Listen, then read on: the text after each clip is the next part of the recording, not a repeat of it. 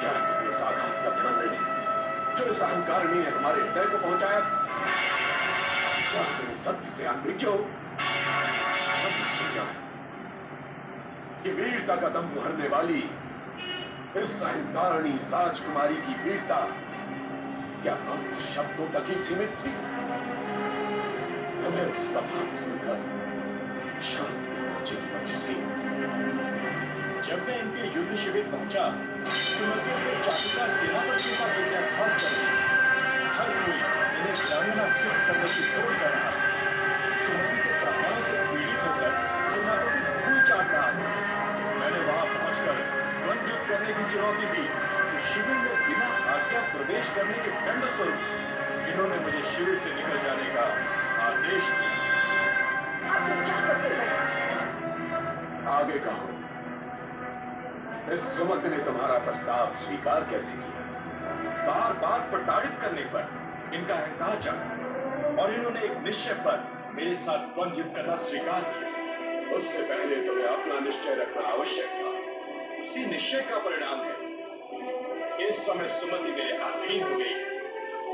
अपने ही वचनों के अनुसार ये मेरी धर्मपत्नी बनने के लिए विवश है। धर्मपत्नी अर्थात द्वंद्व युद्ध से पूर्व तुमने इससे ये वचन लिया कि यदि ये हार तो तुम्हारी धर्मपत्नी बनेगी और आजीवन तुम्हारे चरणों की दासी बनकर रहेगी। हाँ गुरुदेव, आपका अनुमान सत्य की सीमा तक सही है। मेरी धर्मपत्नी बनने का निश्चय सुमति ने स्वीकार किया, परंतु मैं इसका निर्णय आप पर छोड़ता हूं। पुत्री, क्या तुमने वज्रसेन का ये निश्चय स्वीकार किया, ये जानते हुए कि इसके पिता हमारे घोर शत्रु हैं? मैं कुछ नहीं कहूंगी। पिताश्री, कृपा करके आप मुझसे कुछ न पूछे। तुमसे पूछे बिना हम किसी निर्णय पर नहीं पहुंच सकते।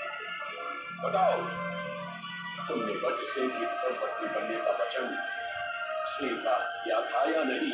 विवशता में सब कुछ स्वीकार करना होता है। इससे अधिक कुछ कहना मैं उचित नहीं समझती। यह सत्य है सुमति, तुमने मेरे धर्मपत्नी बनने का वचन अपनी पराजय से पहले स्वीकार किया था। बोलो, यह सत्य है या नहीं? मैंने कह दिया है, इस विषय में मैं अधिक कुछ नहीं कहूंगी। एक अपमानित, पराजित और लांछित स्त्री को और कितना लज्जित करने के इच्छुक है आप। अपने ही दिए हुए वचन को स्वीकार न करना यह सिद्ध करता है राजकुमारी कि तुम्हारे मन में अभी पंच वचन देकर भी तुम वज्रसेन को अपना पति स्वीकार नहीं कर रहे। ये माने या ना माने, सुमति को मेरे साथ विवाह बंधन में बंधना ही पड़ेगा गुरुदेव। अब ये मेरे अधीन हो गई। मैं सुमति को ये बात मानने के लिए विवश करूंगा। वज्रसेन, जब किसी का अहंकार खंडित होता है तो वो विवश होकर अपने अभिमान का दंश नहीं होता। इस स्त्री से विवाह करके तुम्हें प्रतिदिन एक नई चुनौती का सामना करना होगा वज्रसेन। मैं इसके लिए प्रस्तुत हूं गुरुदेव, परंतु आपकी इच्छा और आज्ञा मेरे लिए सर्वोपरि है। हम तुम्हें यही परामर्श देंगे वज्रसेन कि तुम सुमति से विवाह करो तो अपने गुरु के अपमान का प्रतिशोध ले। हमारे हृदय में सुलगती प्रतिशोध की आग तभी शांत होगी जब तुम सुमति को चरम सीमा तक वंचित और अपमानित करोगे।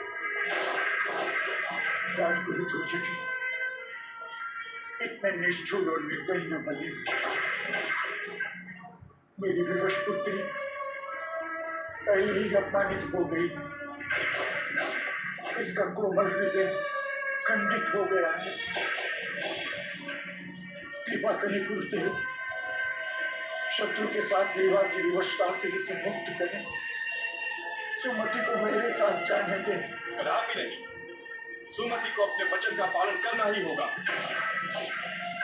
यदि अब भी इसके मन में वीरता का झूठा अहंकार शेष है तो हम एक बार फिर से द्वंद्व युद्ध में पराजित करेंगे।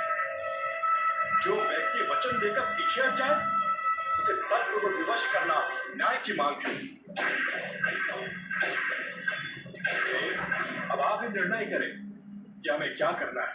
न्याय की ये मांग है कि सुमति अपने वचन का सम्मान करे, और वज्रसेन की ये मांग भी न्यायोचित है कि यदि सुमति अपने वचन का पालन नहीं करती तो उसे पुनः द्वंद्व युद्ध के लिए विवश किया जाए।